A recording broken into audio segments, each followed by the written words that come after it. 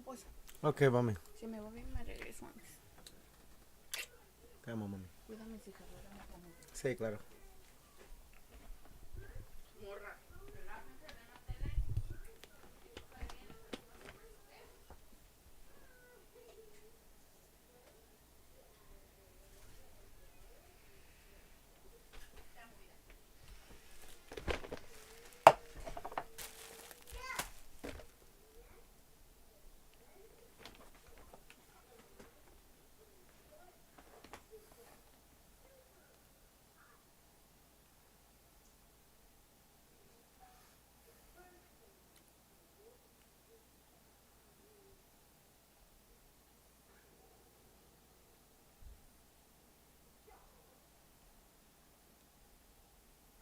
Mm. What the hell?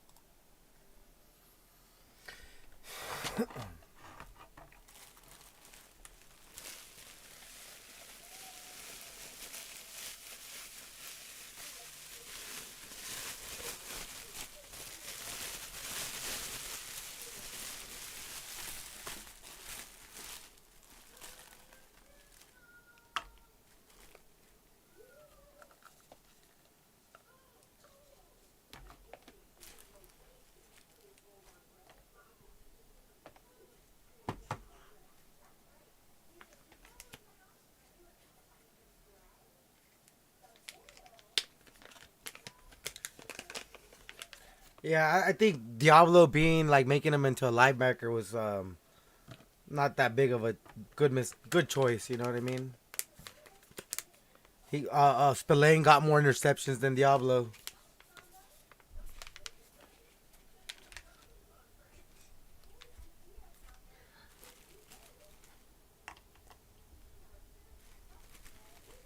Dad, what are you doing? Working, my man. You being a YouTube slumlord. Is everyone Yeah. sad? YouTube slumlord. Yes. No, mami, hasta para allá. Let's go. You did it. Please. Did it. Here, llévate esto. Hmm.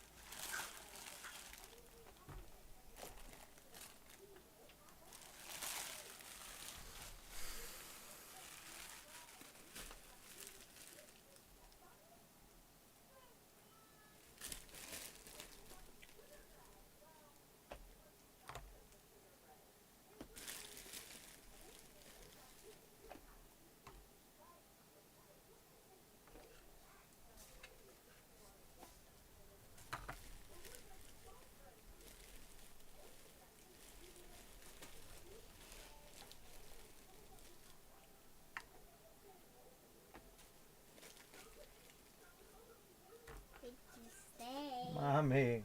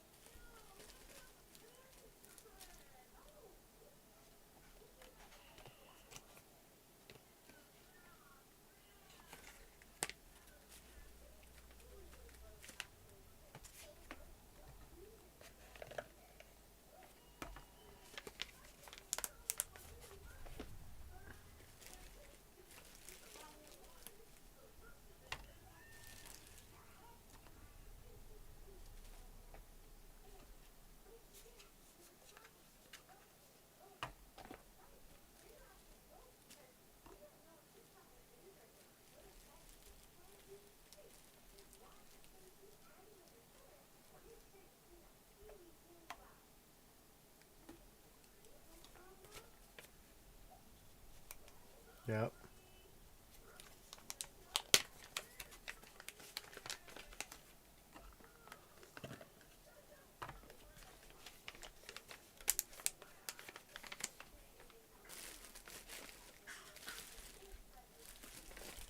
Daddy, Yeah, Mama? who didn't come? Who? Jacob. Let me see.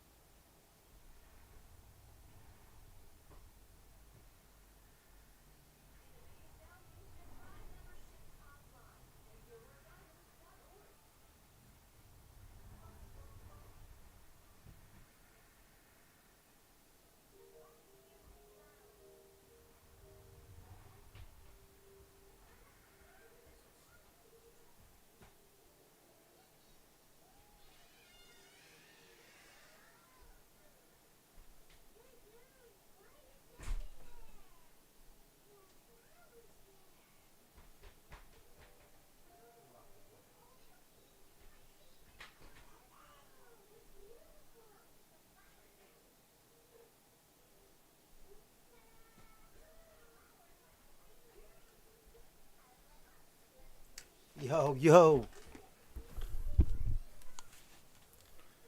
Massive upside reality check. Oh, okay.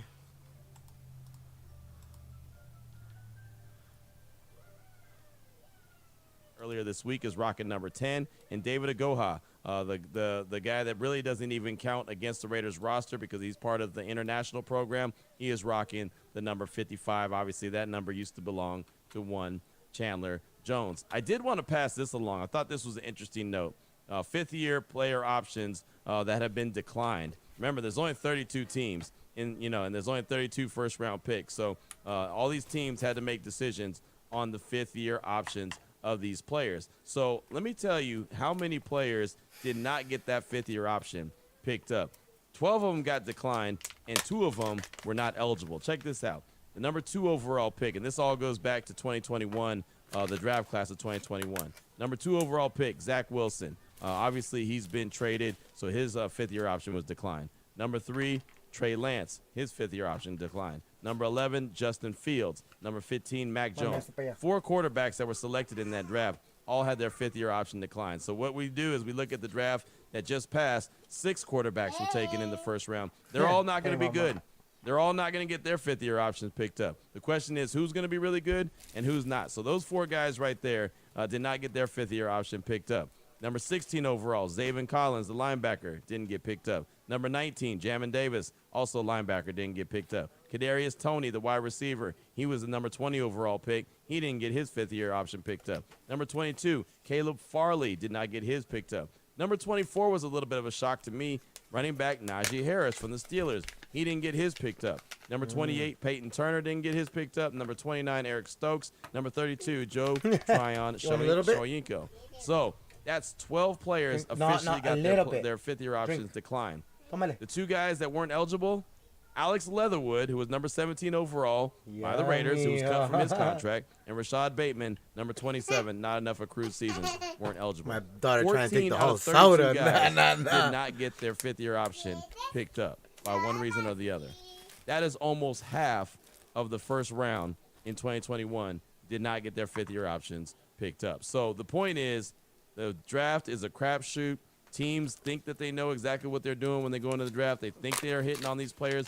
Every one of those fan bases were excited when those players were selected, and now you're looking back at it and saying, yeah, thanks, but no thanks. 14 players out of 32 did not get their fifth-year options picked up. So I thought I would pass that along as well as we close out segment number 1 of today's Locked On Raiders podcast. Little news and notes of the day. Coming up in segment number 2, going to talk about the Raiders quarterback approach. Now that the draft is all said and done, you know Aiden O'Connell's in the mix. You know Gardner Minshew is in the mix. What do the Silver and Black do with those quarterbacks and quarterbacks of the future? We'll talk all things quarterbacks with the Raiders coming up in segment number 2 of today's Locked On Raiders podcast. Before we get to that, though, I do want to tell you about FanDuel. It's winner take all time in the NBA. I don't know if you saw, but the New York Knicks punched their ticket to the next round. They'll be taking on the Indiana Pacers starting on Monday in round 2 of the NBA playoffs. The Milwaukee Bucks, boom, they went home. And the Philadelphia 76ers, they went home. The NHL, it's going on. Game 7 is going on in the NHL. The Vegas Golden Knights, they're trying to hold on. They're trying to win this evening to force a Game 7. FanDuel's giving you a shot to bring home a win of your own. Right now, new customers get $150 in bonus bets with any winning $5 bet. That's $150 to bet on spreads, money lines, player props, three-point shots, slam dunks, slap shots, and a whole lot more. Visit FanDuel.com/lockedon. Make every playoff shot count. FanDuel, it's America's #1 sportsbook. At Metro, get a new iPhone 12 with 5G. Take amazing pictures and share instantly. You don't take yada yada in life? Don't take yada yada from your wireless provider. Get a new iPhone 12 with 5G for only $99.99. Only at Metro. Smash that button below to learn more.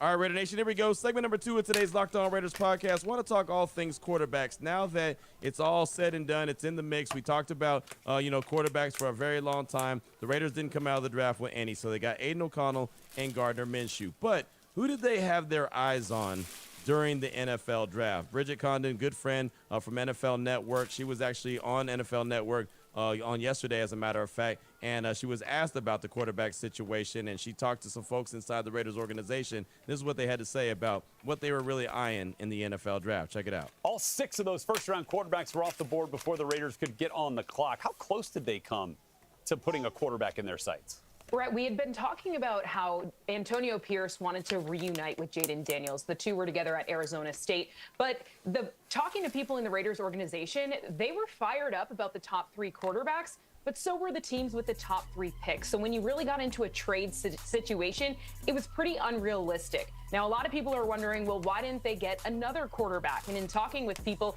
they really like the development of Aiden O'Connell. Yes, he struggled early on with the Raiders, but he developed throughout that season. In the final 6 games, he really took a turn. The final 4 games, he had 8 passing touchdowns, no picks. He led the Raiders to a 3-1 record. Plus, the way that he's developed since that final game, they've been impressed with.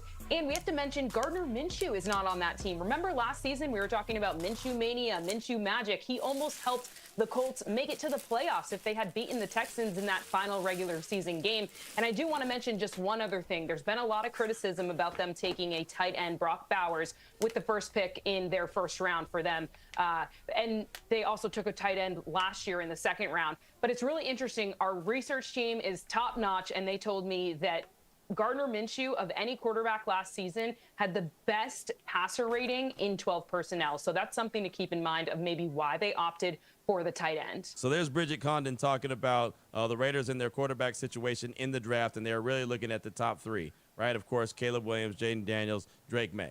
And, well, so were the top 3 teams there. They weren't really willing to move off of those draft picks. There was teams that offered, the Patriots in particular, really good, trade offers, and the Patriots weren't willing to trade. Even the Giants, who weren't that far back, they were at number 6, offered a really good package, and New England was like, yeah, thanks, but no thanks. We're going to go get Drake May. So it was really never an opportunity for any team to move up into those top 3 because those top 3 teams wanted those guys. And that's fine. Again, right? Aiden O'Connell, Gardner Minshew was there for the silver and black. They weren't able to go trade up and go get their guy. That's fine. Here's Daniel Jeremiah, and this was actually before the draft. I want you to hear this because there's multiple ways to get it done when it comes to identifying your franchise quarterback, getting your franchise quarterback, and what teams do when it's all said and done. Here's Daniel Jeremiah pre-draft talking about the different approaches. Well, I think there's obviously the 2 schools of thought, right? You get you build up the entire roster, then you drop the quarterback in the mix, and then you're good to go.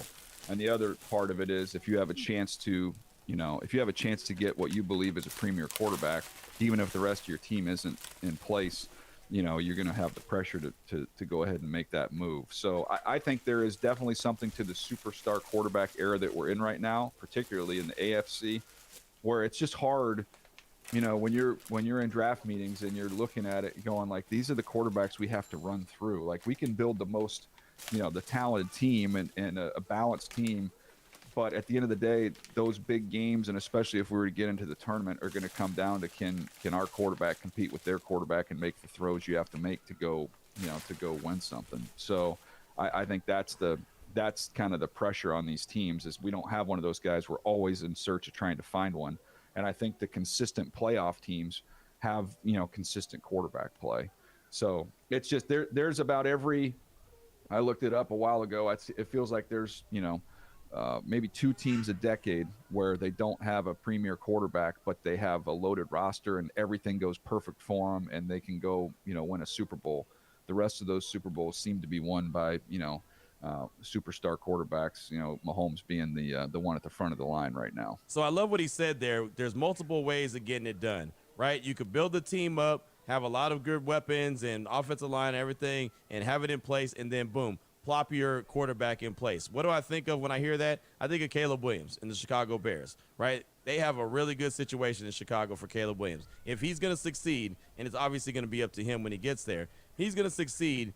It's because he's got a really good opportunity there, right? If he fails, that's 100% on him. They've got wide receivers there. They got DJ Moore. They drafted Roma Dunze, right? I mean, they've got multiple weapons, right? Traded for Keenan Allen. They've got nice running backs. They got Cole Kmet, the tight end. They got a decent defense, got an offensive line that they address. I mean, they've got some good players in place for Caleb Williams. So he's walking into a really good situation. That's one way to do it. But then you could look at the number 2 overall pick, Jaden Daniels. Well, the Washington Commanders got the quarterback. They got a couple of weapons there, but it's not really loaded, right? Scary Terry is still Scary Terry. He's a fantastic player, but it's not really loaded there in Washington. So they had a chance to go get their quarterback, and they did. And then you look at, Drake May and the Patriots, pick number 3. They identified their quarterback, and the rest of their roster, in my opinion, is not good at all. right? And so they said, hey, we're going to get our quarterback, and then we're going to try to put pieces around him. So, of course, they've got that small window while he's still on that rookie contract where they hope that they can build it up, get them back where they need to be. But, you know, teams look at, hey, this is our only opportunity to go get that franchise quarterback. We're going to be in the top 3. Let's go get that guy. So what does that have to do with the Raiders now that they have a team, in my opinion, a really good roster, a roster that's way better than the Commanders, way better than what the Patriots have going on. And honestly, I mean, they've already been more productive than the Bears. Like, the Bears are unproven. They've got players in place, but it's unproven. I like what the Raiders roster looks like. I know everyone's not convinced that their roster is solid, and of course we still want to see who's going to end up manning that right tackle spot, but they got Aiden O'Connell and Gardner Minshew. Both are good quarterbacks that I believe have ceilings, and I look at it like this. The Raiders will have to do that at least this year. They might have to do that for a couple years. They might not be in position to go get that quarterback that could be that dynamic guy to put them over the top. And I know all of Raider Nation is not going to want to hear that, but I think back to what Kansas City did.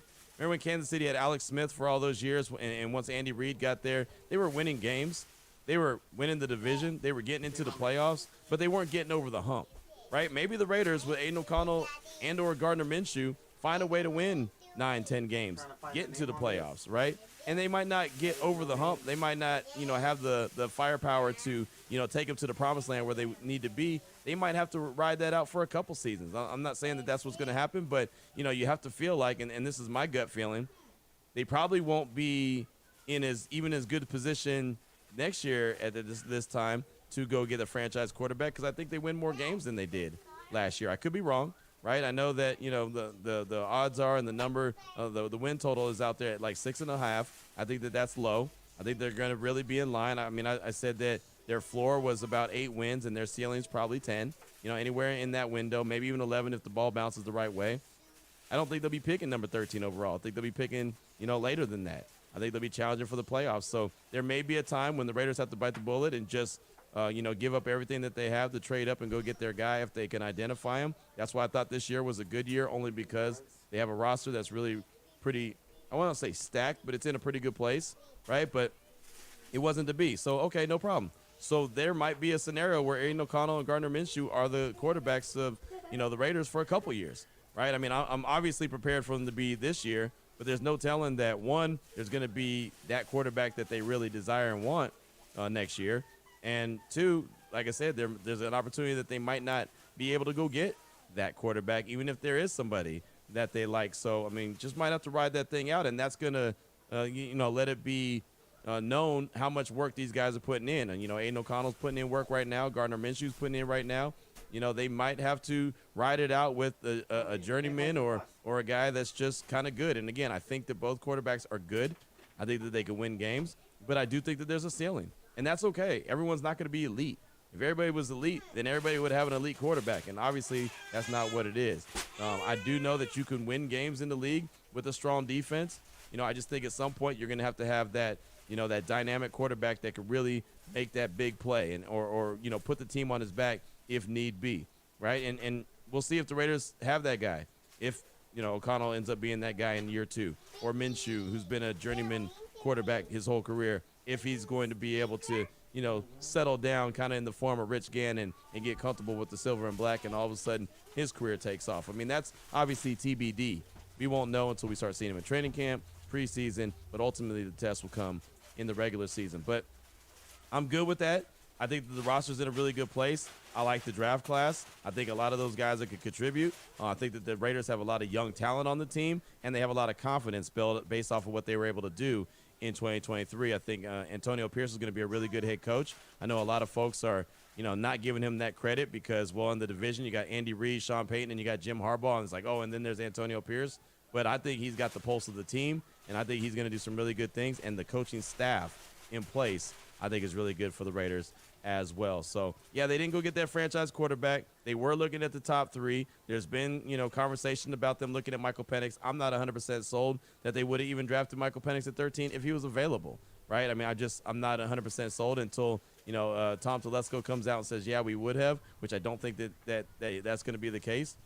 Then we'll see, right? But, you know, I'm not, like I said, I'm not convinced just because there's multiple reports out there that says that they like Penix, but they didn't necessarily like him at 13. So, it is what it is. I'm comfortable with the Raiders going in 2024 with the two guys they have, O'Connell and Minshew, and just realize that in the ultimate team game, the Raiders are going to have the ultimate team to go and win a lot of games and make a run, if at all possible. So that's what I got for you for segment number 2 of today's Locked On Raiders podcast. What's on your mind? 707-654-4693. That's the Locked On Raider podcast voicemail line. Your calls and texts are coming up in segment number 3 as we close out the show on this Friday here on the Locked On Raiders podcast. Before we get to that, though, you know what we got to do. We got to take a pause for the cause. And what's the cause? Monopoly Go, the title sponsor of the show. And I know you're saying flag on the play, Q. You already told us about Monopoly Go. We know you're competitive. We know you want to win. We know you want to, bash Vegas Jess's house and this, that, and the other. Yeah, that's true. I do. I want to do all that. But Monopoly Go is a lot of fun, right? You can team up with your friends. You're going to play time tournaments. You can work together to build up each other's boards. The more you win together, the more awesome prizes that you can unlock. But there's so much to get. They have all kind of different prizes, like unique stickers that you could trade with friends to compete, complete albums for big prizes. They've got cool new playing pieces that you can travel the boards with. They got hilarious emojis that'll just make you crack up while you're taunting your friends. Basically, like me taunting Vegas Jess. That's what I do. And I'm smashing his buildings, or I'm getting a heist and heisting his vaults. I didn't even know he had a vault, but when he did, when I found it, I pulled the heist on it because that's how I get down. Plus, Monopoly Go feels new and exciting every day with constantly changing tournaments and challenges. A ton, including their own unique mini games like digging for treasures or even more. There's always new timed events that help you win big, like massive multipliers for everything you win or rent frenzies. There's always something fun to discover in Monopoly Go. So get off the bench. Go download it now for free on Google Play or the App Store. Game on. There's never been a better time to switch to Spectrum. Now you can get Spectrum Internet with fast and reliable speeds for $49.99. Plus advanced Wi-Fi and one Spectrum Mobile Unlimited line free for 12 months. Visit Spectrum.com.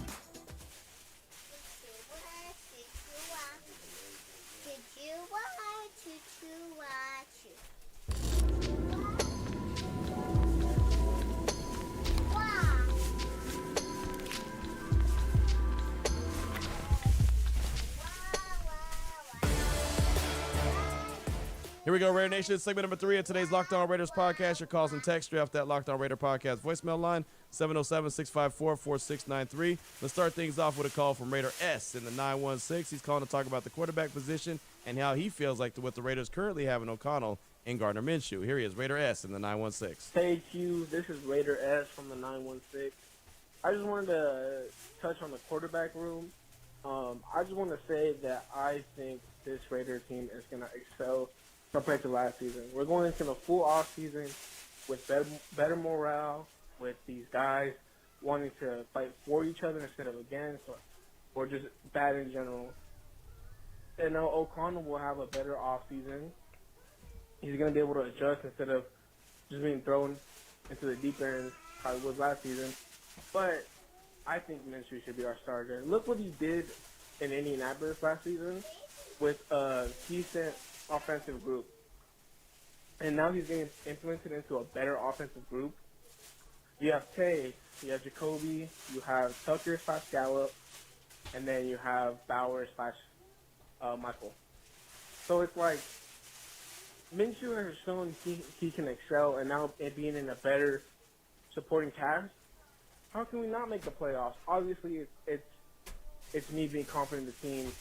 And you never know, obviously, injuries and knocking on wood that we have a healthy season. But compared to last season, you like, these power rankings are ridiculous to say that we're not seem to be contending.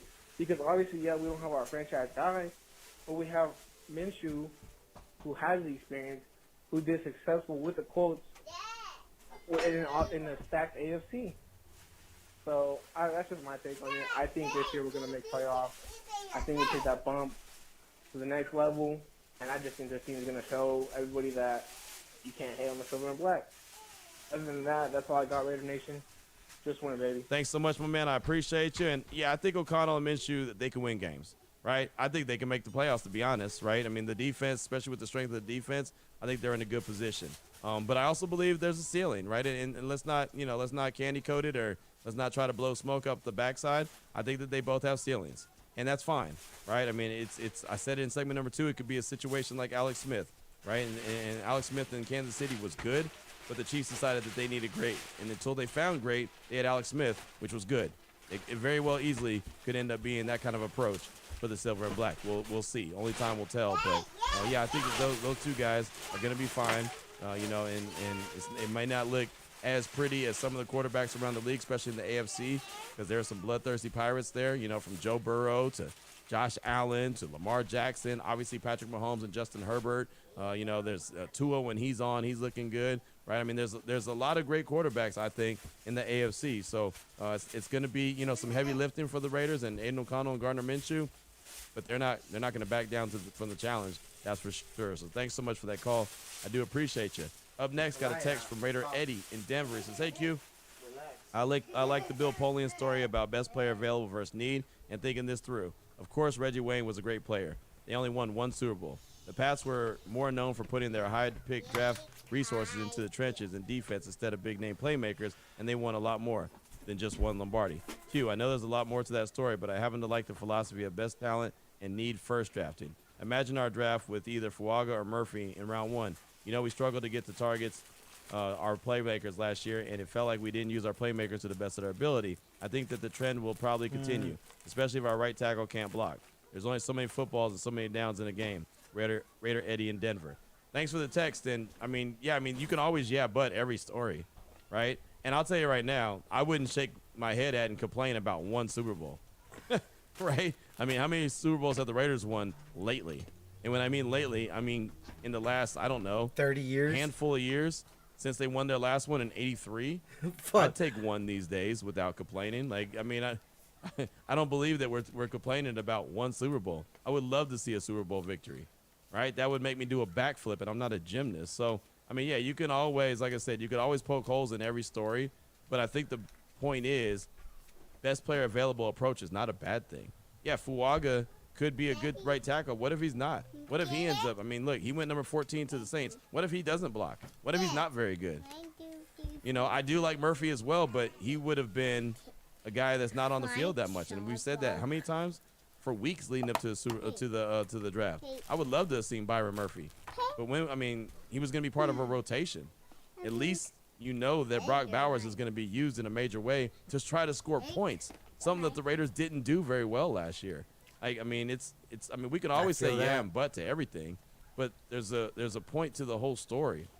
Tom Telesco comes from the Bill Polian tree. The Bill Polian tree is best player available. So when Ian Fitzsimmons passes on that story, he's telling you that's how Tom Telesco thinks.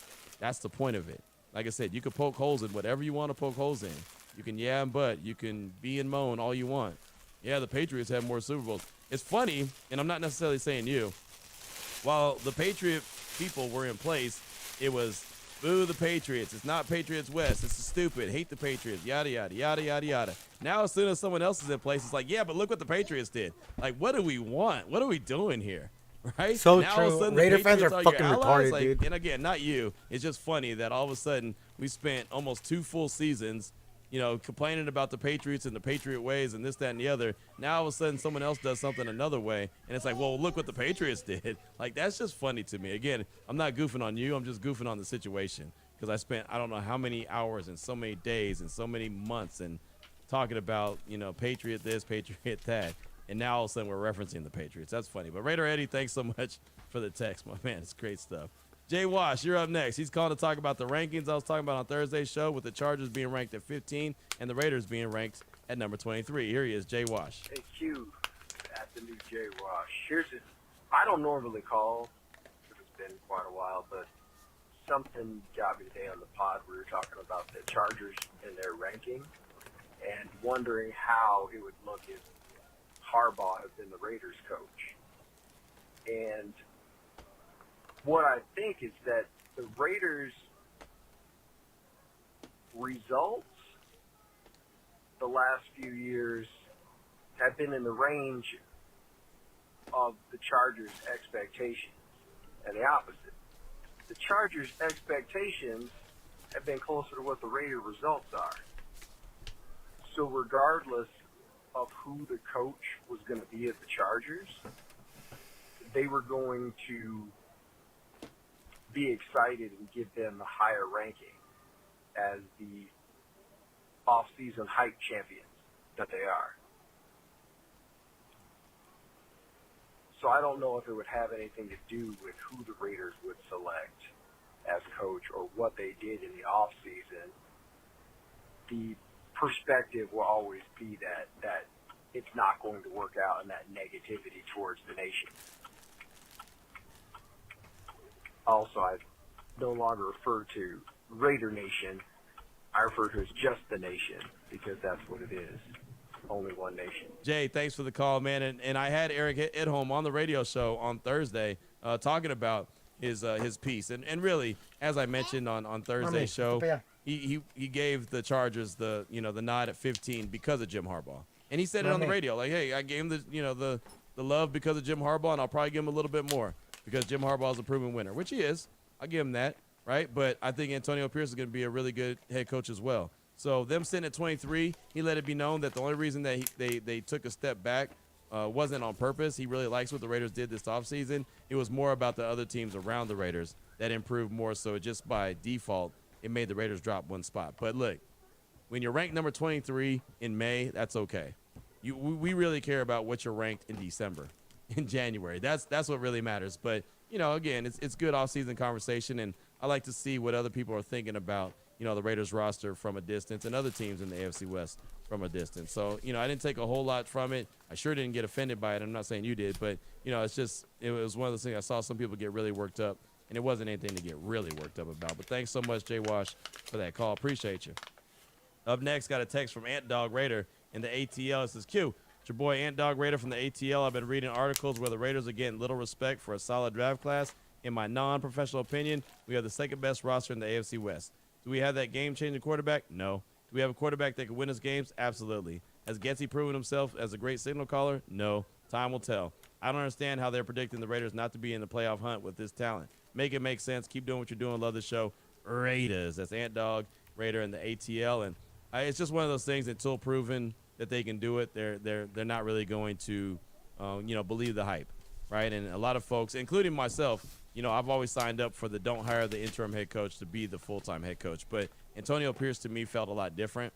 I was on board with him very early, so I'm glad that the Raiders did hire him. I think he is the right guy for the job. I think he's going to lead this Raiders team for quite a while. But until they go out there and prove it, obviously they're playing the AFC West. We all know the coaches and the rest of the talent that's in the division. So that's why, they're put in that position where people don't think that they're going to be very good. And, the funny thing is, we'll do the ultimate mock draft or ultimate division crossover here on the Locked On podcast network. We'll do that. We do it every single year. And in the AFC, somebody will tell me how the Denver Broncos are going to take this next step. The Chargers are going to be phenomenal. The Chiefs are going to win the division again, and the Raiders are going to stink. Like, that's what they'll tell me. I get it. I know. Been there every year, and they do it. And I sit there and I smile. I give my 2 cents, and I'll let it be known. I'll let it go, because at the end of the day, I'd rather let the team go out there and prove who they are. More times than not, they really do. Okay. So thanks so much. I don't really worry about it. But, yeah, a lot of folks always underestimate the Raiders, and then all of a sudden they look up, and halfway through the season, they're like, man, the Raiders are actually playing pretty good ball. May want to pay attention to the Raiders. All of a sudden it's convenient to jump on the Raiders hype train after you start to see it rolling down the train or train track. So thanks so much, Ant Dog, for the text. I do appreciate you. We'll close out with a call from Wine Country Raider. He's calling to talk about the Raiders draft, the roster, the new kickoff rules, and more. Here he is, Wine Country Raider. What's up, Q? It's Wine Country Raider. Just got a couple of points I want to hit. I think that we had a fire draft. I think we got a lot of guys with a lot of potential. I think Josh McDaniels is probably looking at our new roster being like, exactly what I want, I think I don't think his problem was scheme. I think his problem was just handling the players and, the leader part. And AP's going to tackle that with flying colors. I think we got that Lube or Lou, whatever that guy's name is. I think he's going to be a big pickup for our special teams on the new kick return. I think our new kick return rules are going to really favor like Amir Abdullah and him. These guys. I think with the new rules, once there's a gap, if they hit the gap, they're gone. I think that's going to be where like a running back style guy is going to really dominate in that the new kick return. And I'm excited to see that. I know people aren't talking about it too much, but I think this year with those new rules, we're going to see a lot of explosive plays on kickoff and kick return. Just excited about this upcoming season, excited to see how rookie minicamp goes, and feeling pretty positive about this upcoming season. Just love what you do, Q. My first listen every day. I'm a UPS driver, so I'm always just driving around, listening to the podcast, and getting excited. All right. Shout out Raider Nation, and just win, baby. Thanks so much for the call, my man. Shout out to you getting your UPS on, man. I used to get my FedEx on back in Tulare, California, man. I used to be that guy. Fun community, man, being a delivery driver. So shout out to you, man. Be careful out there. You know how it could be. As far as the roster and the new kickoff rule, there's a chance that we'll see a lot more production and explosive plays from that new kickoff rule. That's why they got it in place, right? They want to see the excitement brought back to that play. I think the Raiders have the personnel to make some explosive plays. You know, Amir Abdullah, Trey Tucker, Dylan Labie, they all can do it. And he was really, Dylan was really good at New Hampshire in special teams and kick return. So he may be a player that can really help contribute as well. I'd love to see the Raiders get one back, take it to the house. It's been so long since they've had a kick return for a touchdown. I would love to see them get multiples, get a few of them this year, right? That'd really help them, just take that next step forward. A lot of teams score touchdowns on special teams. The Raiders are not one of them, so I'd love to see them get back to doing that, more consistently. It's been a very long time. Jacoby Ford was the last guy that had a kickoff return, take it to the house. And you know how long it's been since Jacoby Ford was in the league. So it's been a very, very long time. But thanks so much for that call. Definitely appreciate you. That's all I got time for. Actually, you know what? I got one more text. Let's go ahead and knock out one more text, and then we'll close out the show. Chris in Northern Nevada said, Q, the more I think about the draft, the more I think the Raiders potentially hit a home run. A potential game breaker with Bowers. 2 solid additions to the O-line with a day one starter. Depth to the defense and another potential weapon on offense, special teams late in the draft. I keep remembering the story Tom Telesco spoke about when he drafted Allen with the Chargers. Best play available, even if it's not a need.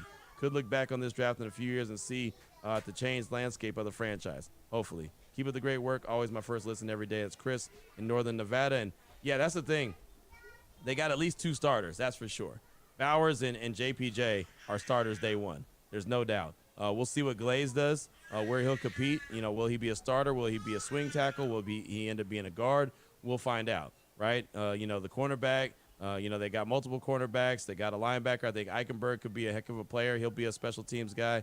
Dylan Labie will be a special teams guy immediately at first as well. There's some things to like about this Raiders draft. I think that they did some good things, got 8 good players. Obviously they'll see how they compete during training camp and who makes the roster and who doesn't, who makes the practice squad and who doesn't. But I do think that they had a really solid draft, and it could end up being just that, a really solid draft that helps this team get things turned around. What I want to see solid drafts consistently. When you start to see solid drafts consistently, that's when you know you're trending in the right direction. That's what the Raiders need to get in the habit of. They haven't done that in, a very long time. I couldn't tell you the last time they had consistent good drafts. I really couldn't. Like, I remember 2014, that was fantastic with Reggie McKenzie. After that, it was always questions. Like, his next draft, it was okay. And then he had another draft. What was the draft? Was it 2016 or 2017? No, I think it was 2017, right? When he drafted Garyon Conley in the first round. That wasn't very good. And then they got Colton Miller in the first round when John Gruden first returned. That was good, but the rest of the draft was kind of so-so, right? I mean, there's been so many more misses than hits, and then they've had late round success as opposed to first round success. So, at least they were able to hit on some of those. That's where the Max Crosby's come from, the Nate Hobbs comes from, the Hunter Renfro's come from when he was still on the roster, right? More of their success came from the later round picks than even the first round picks. So, they've got to find a way to start coming up with consistent drafts. And they do that, then they're going to be a really good team. It's just that good. You'll have plenty of talent consistently in the cupboard. So, Chris, thanks so much for that text. I do appreciate you. That's going to do it for today's show. It's going to do it for the week, right? We're going into Cinco de Mayo weekend. Hopefully everyone enjoys themselves. Hopefully everyone is safe out there. I always enjoy Cinco de Mayo just because I like to hang out and have a good time. So, like I said, be safe out there. Enjoy. Don't enjoy it too much. We'll be back on Monday. Of course, we'll be talking all things silver and black, more news and notes, more calls and texts, and some more conversation as well as we do on the daily here on the Locked On Raiders podcast. So until Monday, Raider Nation, take care of yourself, take care of your family, love on your family. Most importantly, as always, just win, baby.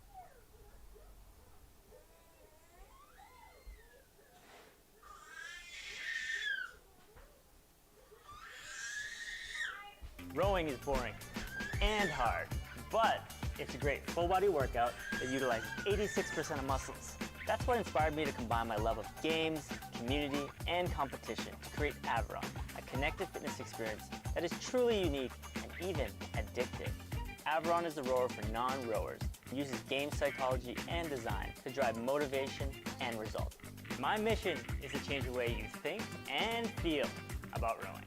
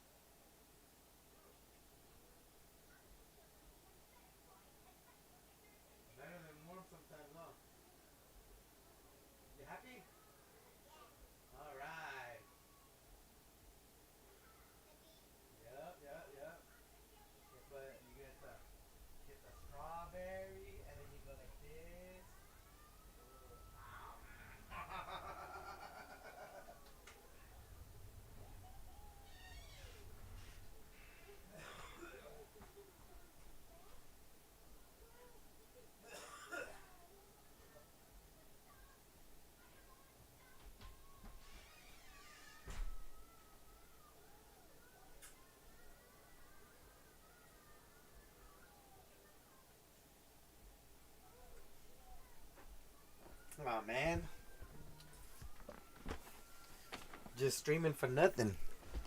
Just streaming for nothing.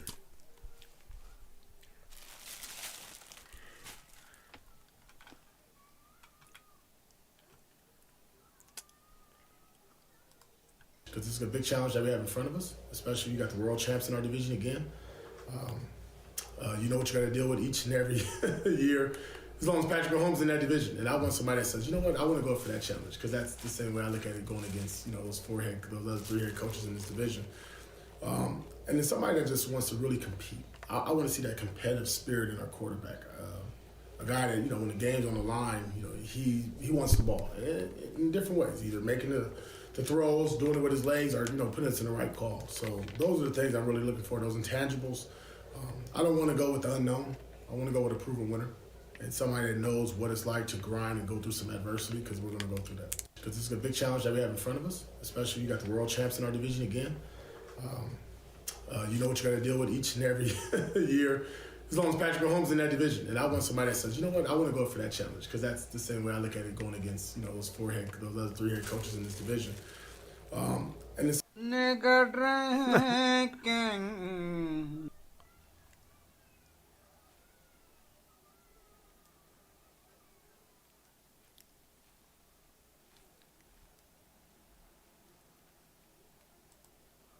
Raiders Raw Port back again. Hi-Fi Hillbilly said what? Bands, not to be confused with Mitchell Rands, and not to be confused with Wi-Fi Weenie.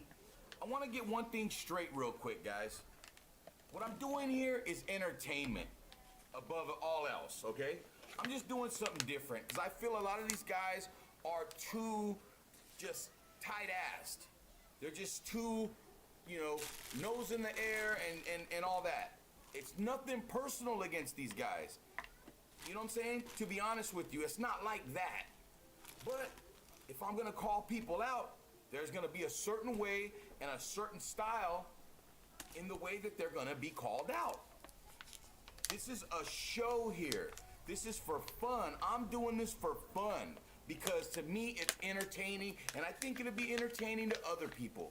My brother's been telling me for years, you should do a podcast, you should do a show, bro. Do something, because you're funny, you say a lot of things, and plus we know football a little bit more than the average fucking fan. And I say fan with exclamation, quotation marks, or whatever the fuck up here, right? Now, what I want to talk about right now is that other guy, Mr. Wi-Fi Weenie, oh Derek Carr, oh Antonio. Oh, Derek Carr. Tom Telesco. Okay, look, check this out. He made a video talking smack. Most of you have probably seen it, and I know he probably does this for content, but I'm gonna speak on this, okay? I'm gonna speak on this because I got something to say about it. I'm gonna play it, put it in motion, and then we'll talk about it. Raw and uncut, raw reaction, Raiders Raw Port in this motherfucker. Let's get it cracking. Whoever we draft, that's the route we go. At that position. After refusing to pursue Russell Wilson for $1 million, not trading for Justin Fields for a 6th round pick, and being unwilling or unable to select the draft, the Raiders are now left with the most hilarious looking quarterback room in the NFL. Favre versus Uncle Rico, aka Aiden O'Connell versus Gardner Minshew. Favre versus Uncle Rico, a.k.a. Aiden O'Connell. Look, bro. Look.